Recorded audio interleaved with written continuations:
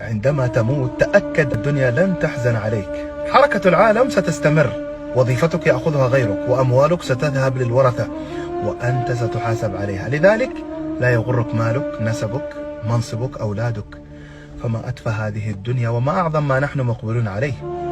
فيا أيها الحي الآن اعلم أن الحزن عليك ستكون على 3 مراحل. الناس الذين يعرفونك سطحيا سيقولون مسكين الله يرحمه. أصدقائك سيحزنون ساعات أيام ثم يعودون إلى حديثهم بل وضحكاتهم. الحزن العميق في البيت، سيحزن أهلك أسبوع، أسبوعين، شهر، شهرين، أو حتى سنة، وبعدها يضعونك في أرشيف الذكريات. انتهت قصتك بين الناس وبدأت قصتك الحقيقية وهي الآخرة. لقد زال عنك الجمال، المال، الصحة، الولد، فارقتك الدور والقصور والزوج، ولم يبق معك إلا عملك. والسؤال هنا: ماذا أعددت لقبرك وآخرتك من الآن؟